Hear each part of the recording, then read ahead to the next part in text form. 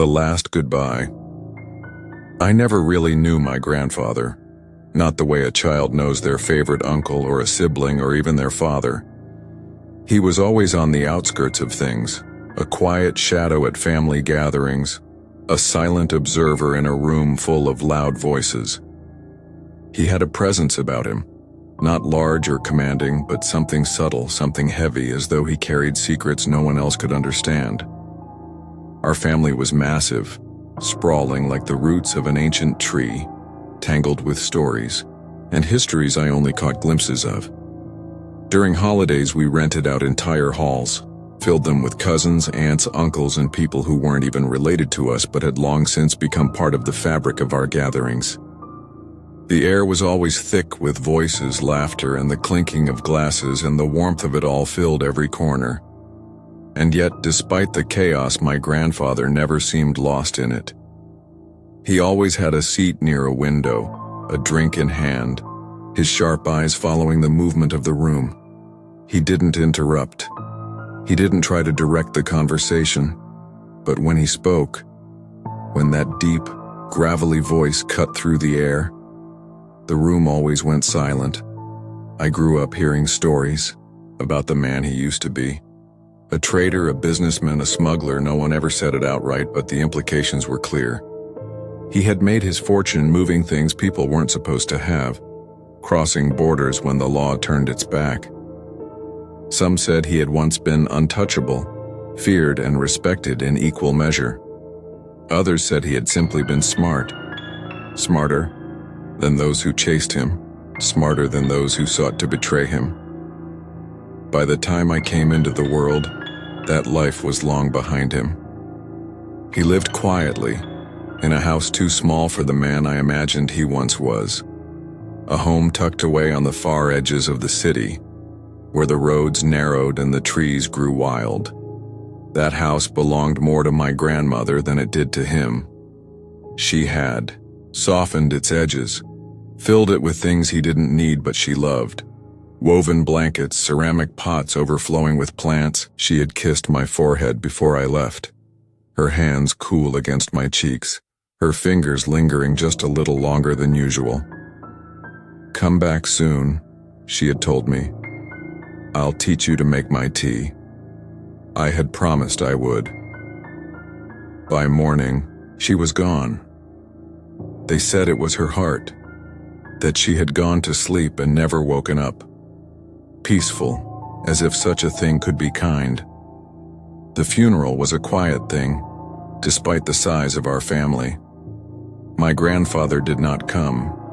They told us he was too frail, too lost in his own thoughts that he had refused to leave the house. I didn't believe it, not for a second. He had spent his life defying expectations, bending the world to his will, and now suddenly he was too weak to bury the woman who had stood by his side. I don't think he forgave us for leaving him behind that day. The empty chair, the months after my grandmother's passing were strange. The family still gathered, but the warmth had faded. Her absence was a void none of us knew how to fill. My grandfather, once a quiet but solid presence, became something else entirely. I visited him once a week with my mother. She always knocked on the door first, even though she had a key. Sometimes he answered. Other times he didn't. The house smelled different now. The scent of my grandmother's teas, of the herbs she dried in the kitchen, was fading, replaced with something stale, something abandoned. The plants she had cared for were wilting, their leaves curling in on themselves, reaching for hands that would never touch them again. He barely spoke to us. He barely spoke at all. He would sit in his chair by the window, staring at something we couldn't see, listening to something we couldn't hear. And then, one evening, everything changed. I remember the way the air felt when I stepped into the house that night. It was heavy, charged like the air before a storm. My mother had hesitated in the doorway, her hand tightening on the knob as if considering whether or not to walk away. And then we heard his voice, low, steady, speaking to someone. I had never heard him talk so much, not in all my years. I stepped forward, drawn by the sound, my heart thudding against my ribs. He was sitting in his chair, his cane resting against his knee, his fingers drumming against the worn wood. He wasn't looking at us. He was looking at the chair across from him. It was empty, but he was talking to it. My mother swallowed hard. "Papa." He turned his head slightly, just enough to acknowledge our presence, but his eyes never left the chair. "She's waiting," he said. My mother's face paled. "Who?" He smiled then, a rare, genuine smile, the kind I had only ever seen when he looked at my grandmother. "She's been here all morning," he said, "telling me it's time." My mother's voice wavered. "Papa, Mama's gone." He nodded slowly as if considering the words. "I know." Then, glancing at the chair again, he added, "But she's here now." I don't know what made me step forward. Maybe it was curiosity, maybe it was fear, or maybe it was something else. "What is she saying now?" I asked. His eyes flickered toward me, something unreadable in them. And then, so softly I almost didn't hear it, he whispered, "She says she's tired of waiting." The last breath. The moment stretched, long and unbroken, thick with something I couldn't explain. Then, without another word, my grandfather leaned back, let out a slow breath, and went still. For a heartbeat, I thought he had simply closed his eyes, that he was resting. But then his cane slipped from his fingers, hitting the floor with a dull, hollow sound. The room was silent. And then the chair, the empty chair he had been speaking to, rocked back, as if someone had just risen from it. As if someone had been there all along. I heard my mother gasp, felt her grip my arm, her fingers trembling. I don't remember if I screamed. I don't remember if I ran. But I do remember the certainty that washed over me in that moment. She had come for him, and he had gone. Epilogue years later. Long after my grandfather was buried beside my grandmother, I returned to that house. It stood empty now, the walls hollow, the warmth of the past reduced to dust. The plants had long since died. The kitchen no longer smelled of herbs and tea. And yet, when I stepped into the living room, when I looked at the spot where his chair had once been, where that empty chair had stood, the air felt heavy again, charged, and for just a moment, just a fleeting second, I could have sworn I heard their voices. A quiet conversation, a whisper of laughter. And then, nothing. Only silence. But I left the chair exactly where it was. Just in case. Paintings of places she'd never been. She was the warmth to his steel, the voice that softened his silence. She called him by a name I never heard anyone else use, something foreign and intimate that never passed his lips when he spoke of himself. I remember the night she died.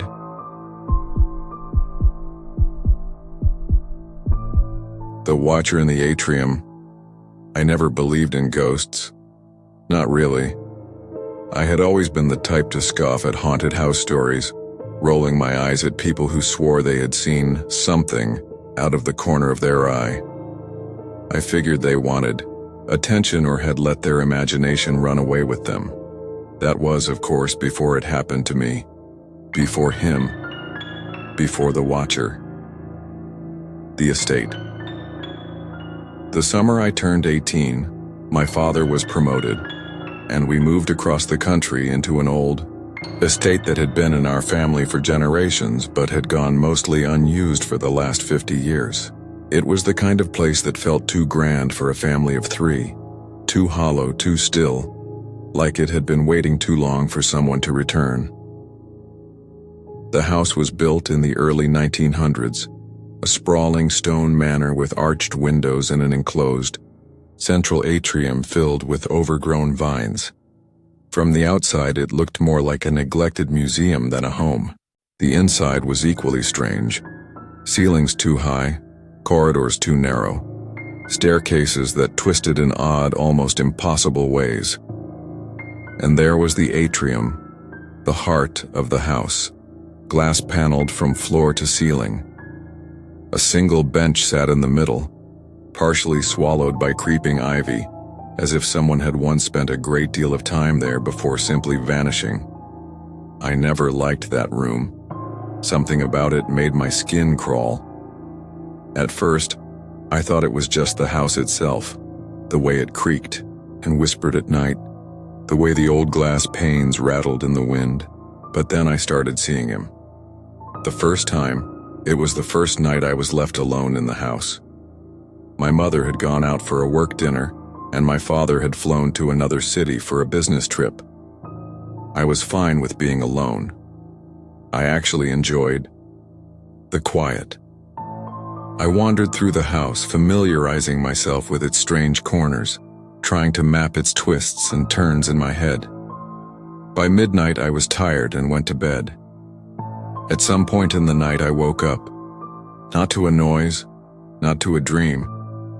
Just an overwhelming sense that something had pulled me from sleep. My room was dark except for the slivers of moonlight breaking through the old shutters. Then I saw him. A figure, standing in the atrium. My bedroom overlooked the glass enclosure, giving me a perfect, unobstructed view of the space below. And there, in the center of the atrium, stood a man. He wasn't moving, he wasn't even looking up.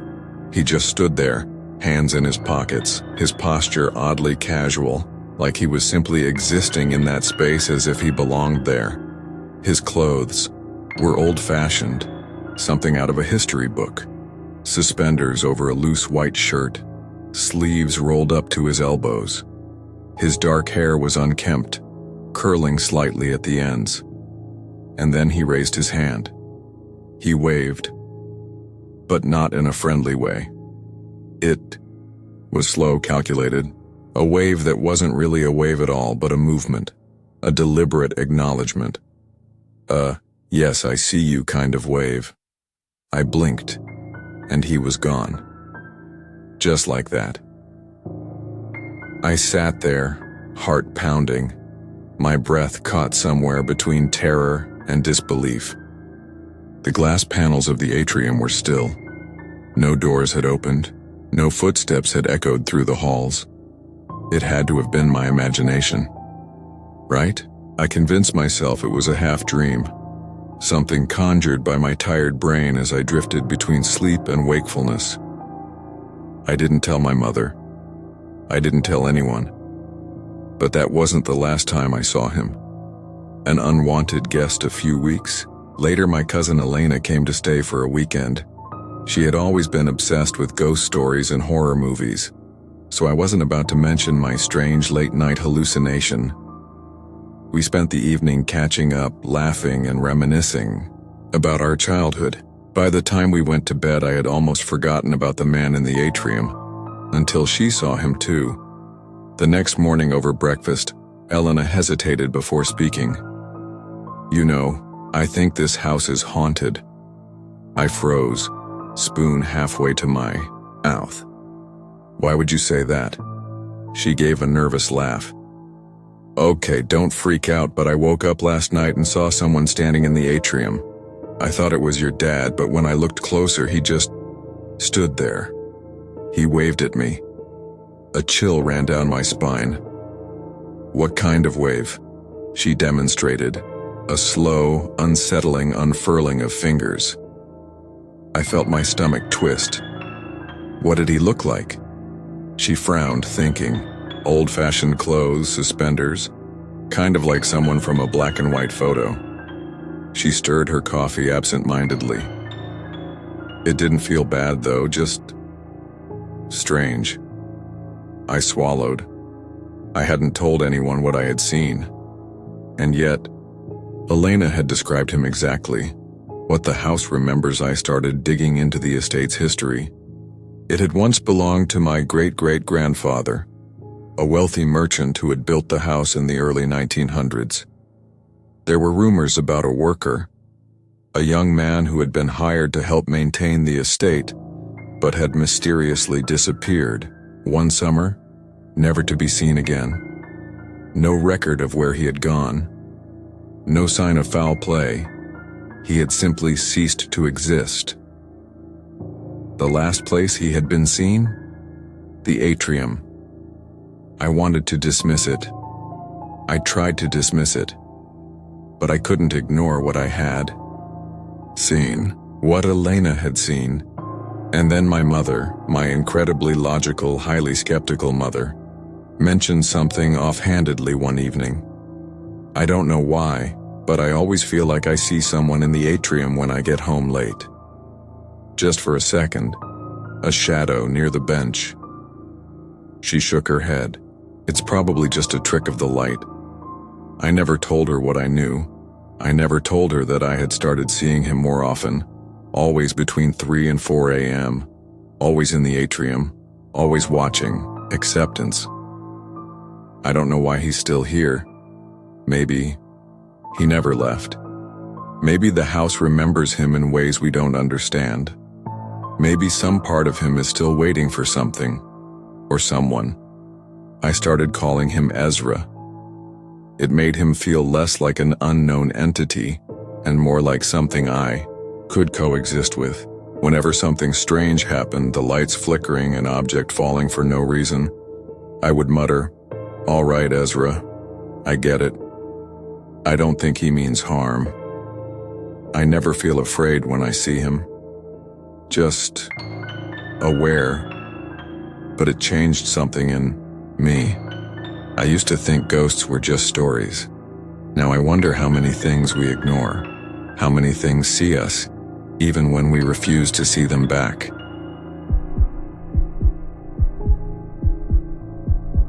The Whispering Room. When I was 9 years old, I drowned in the lake behind my grandfather's house.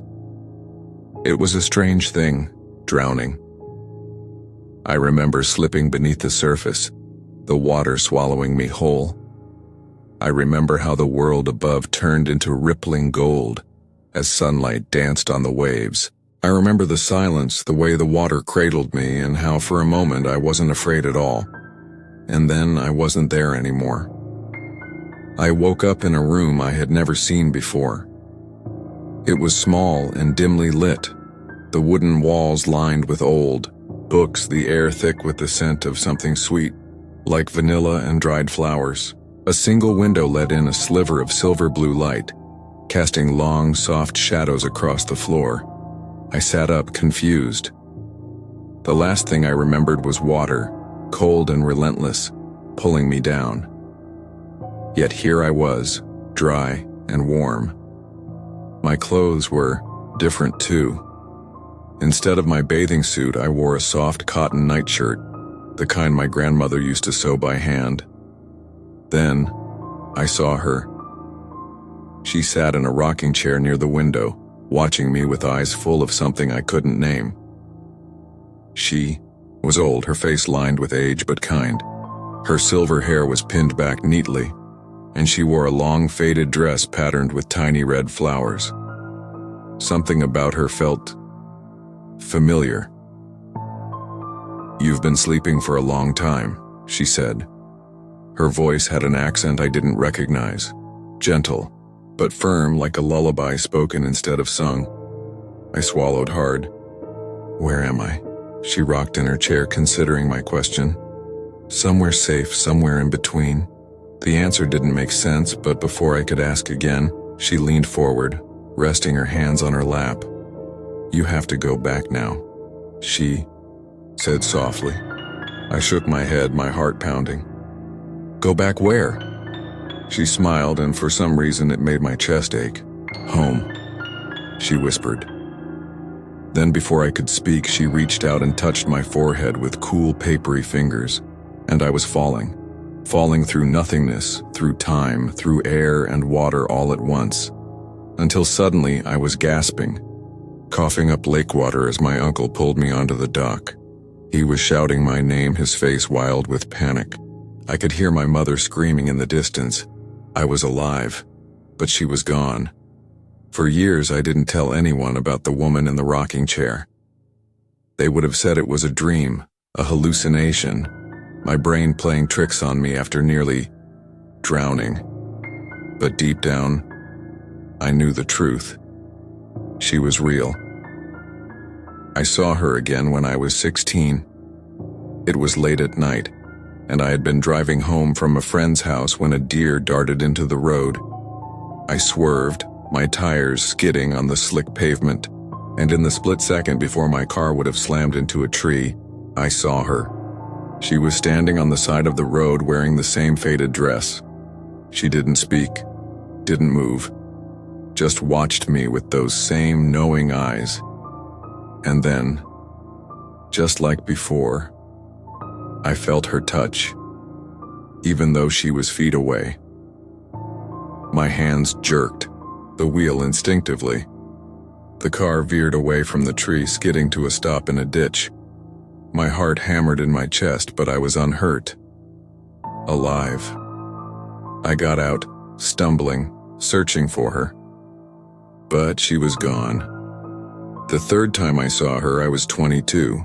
My grandmother had just passed away, and we were cleaning out her house, packing away years of memories into boxes that smelled like dust and faded perfume. I found an old photo album, tucked beneath a pile of knitted blankets. The pictures were black and white, the pages brittle with age. And there she was, standing in front of a small house, her hands folded neatly in front of her, was the woman from the rocking chair. The woman from the road, the woman who had saved my life twice. I stared at the photograph, my pulse hammering in my ears. "Who is this?" I asked, holding up the album to my mother. She glanced at it, then smiled sadly. "That's your great-grandmother, Eliska." I swallowed hard. "I never met her, did I?" "No," my mother said, shaking her head. "She passed away before you were born. But Grandma used to say she had a soft spot for you before she even knew you existed." A chill ran down my spine. I looked at the photograph again, at those familiar eyes. She had been watching over me. Even now, years later, I still dream of the whispering room, the scent of vanilla and old paper, the gentle creak of a rocking chair, the sound of her voice telling me it wasn't my time. And I wonder, how many times has she been there, standing just out of sight, guiding me back to where I belong? The lanterns whisper. I was 15 when we moved into the old boarding house on the edge of town, the one with the warped wooden porch and ivy creeping up the stone chimney. It wasn't much, but it was cheap, and my mother said we needed a fresh start. The house had been converted into separate apartments long ago, but ours was the only one still occupied. The others had been empty for years, their doors nailed shut and their windows covered in dust so thick it seemed the house itself had stopped breathing. My mother called it historic. I called it unsettling. There was a staircase at the back of the house, a narrow, twisting thing that led up to the attic. The first time I climbed it, I found a single wooden chair sitting in the center of the room facing the wall. It wasn't the chair that unsettled me, though. It was the lantern hanging from the ceiling, still swaying slightly, as if someone had just been there. For the first few weeks, nothing strange happened, at least nothing I couldn't explain away. Things went missing and reappeared in odd places. The radio turned on by itself, always playing the same low, humming melody.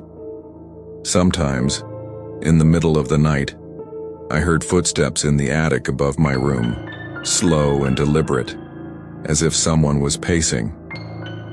Then one night, I was alone. My mother worked late shifts at the diner, and I had learned to keep myself busy. I sat at the kitchen table finishing a history assignment when the light above me flickered once, then twice. I ignored it. Then came the sound. A creaking noise. Faint at first, like wood bending under the weight of something heavy. It came from the attic. I stood, heart hammering, and stepped into the hallway. The attic door was at the end, slightly ajar. I knew I hadn't left it that way. Swallowing hard, I climbed the stairs. The attic smelled of dust and old paper. The chair was still in its place, but the lantern above it flickered softly. That was the strangest thing. It was an old oil lantern, the kind no one used anymore. We had no oil for it, no reason for it to be lit, and yet it was. I stepped forward, and as I did, the chair scraped an inch across the floor, moving by itself. I ran. For days, I refused to go back up there. I told my mother, but she laughed it off, said old houses made strange noises. Maybe she was right. Maybe the light had been a trick of my eyes, the chair just settling into place. But then a week later, I woke to the sound of whispering. It was faint but close, right outside my door. I sat up, throat dry. The whispers weren't clear words, just soft, urgent murmurs. I reached for my bedside lamp, but before I could turn it on, the sound stopped, and then the lantern, hanging above the attic, flared to life. I stared, frozen, as the glow seeped through the cracks of the attic door. The whispering was gone, replaced by something worse. Footsteps. Slow, deliberate, coming down the attic stairs. The door creaked. I bolted. I spent the rest of the night on the porch, waiting for my mother to come home. I told her everything, and this time she didn't laugh. She just went pale and whispered, "So it's still here." We moved out a month later. Years passed, and I tried to forget. But sometimes when I think about that house, I wonder about the lantern. It had been there for decades, long before we moved in. Long before us, someone else had lit it. And I think, whoever they were, maybe they never left.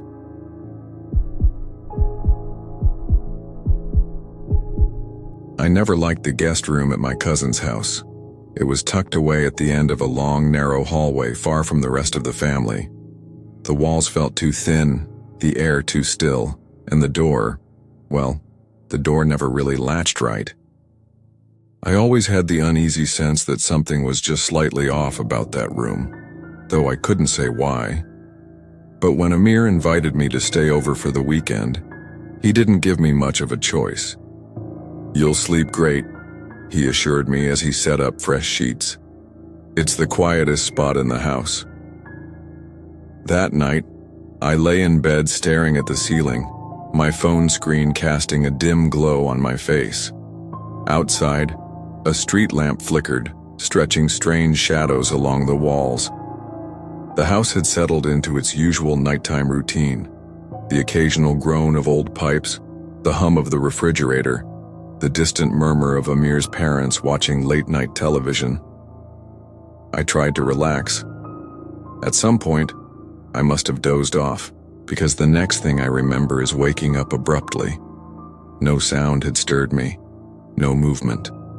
Just an unsettling awareness, like my brain had flipped a switch, yanking me back to consciousness. My body felt heavy, sluggish with sleep, but my mind was sharp, alert in a way that made my skin crawl. I was lying on my side facing the wall. My eyes adjusted to the darkness, tracing the faint outlines of the textured paint in front of me. I should have turned over. I should have shifted positions, adjusted my pillow, or pulled the blanket higher. But I didn't, because something inside me whispered that I shouldn't. A cold, creeping feeling settled over me, a certainty, deep and undeniable, that I was not alone. Every instinct screamed at me to roll over. But I hesitated, too afraid of what I might see. My breathing slowed, my heartbeat pounding in my ears. I tried to convince myself it was nothing, a dream, my imagination, but that feeling only grew stronger. A presence. Finally, I forced myself to move. Slowly, cautiously, I rolled onto my other side. My pulse quickened as my gaze flicked toward the open doorway. That's when I saw it. A figure, standing just inside the room, barely illuminated by the faint light leaking in from the hallway. My breath hitched in my throat. It wasn't Amir. It wasn't his father. It was someone else. Someone wrong. My mind scrambled for an explanation, searching for something rational, but the figure didn't belong. It was tall, thin, standing impossibly still. I couldn't make out its features. The shadows clung to it unnaturally, distorting its form. And then, it moved. Not like a person walking. Not like anything I'd ever seen before. 1 second, it was by the door. The next, it was closer. I didn't see it take a step. It didn't shift, didn't lean, didn't lunge. It was just suddenly nearer. A shudder crawled up my spine. My breath came in short, rapid gasps, my chest tightening with a raw, primal terror. I wanted to scream, to bolt out of bed, to do anything but lie there paralyzed. But I couldn't move. Then, as suddenly as it had appeared, it was gone. Just gone. No sound, no retreating footsteps, no fading presence. The room was exactly as it had been before. The door still stood slightly ajar, the hallway beyond empty, but the fear didn't leave. With it, I sat up, my entire body trembling. I ran a hand through my hair, trying to steady my breathing, trying to convince myself that it had been a trick of the mind, a dream. But I knew better. I had been awake.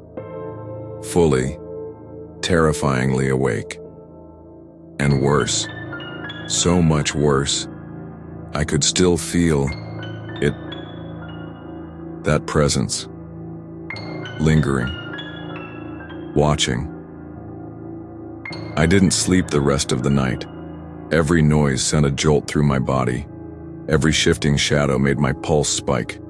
I kept the blankets wrapped tightly around me, as if they could somehow shield me from whatever had been in that room. Morning came, sluggish and unwelcome.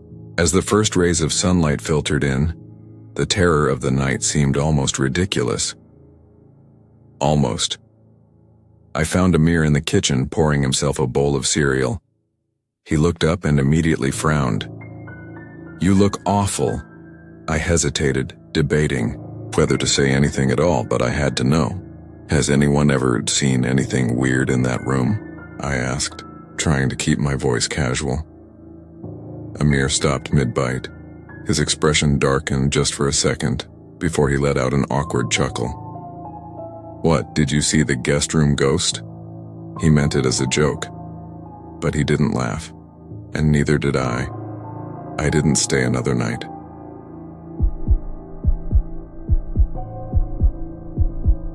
The room that wasn't empty. I was 16 the summer I stayed with my uncle in his old countryside house.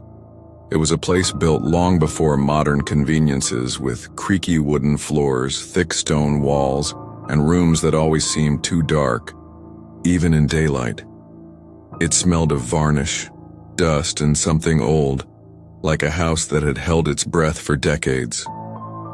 I hadn't planned on spending the whole summer there. My parents had to travel overseas for work, and instead of dragging me along, they left me in my uncle's care. He wasn't the type to hover or fuss. As long as I didn't break anything, I could do whatever I wanted. The house had 6 rooms, but only 5 were used. The last door at the end of the hallway was always closed. My uncle never talked about it, never told me not to go in, but the way he ignored its existence was enough to make me take notice. I asked once, "What's in there?" He barely glanced up from his newspaper. "Nothing important." That was all. No warnings, no ominous rules. Just an unspoken agreement that the room wasn't to be touched. I let it go for a while. But the more I stayed in that house, the more I noticed things that didn't quite make sense. For one, the dogs. My uncle had 2, Rusty and Duke. Big, lazy hounds that spent most of their time lying by the fireplace. But no matter what, They never went near the last door. They wouldn't walk past it. If I threw a ball down the hall, they'd stop a few feet away and whine until I retrieved it myself. And then there was the sound.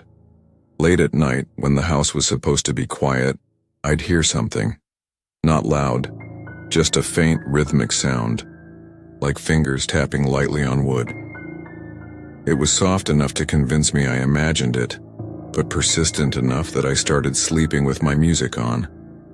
I ignored it all for as long as I could, until the day I got too curious. It was mid-afternoon. My uncle had gone into town and I was alone with the dogs. The house was silent except for the occasional creak of old wood settling. I walked down the hall, stopping in front of the door. There was no lock.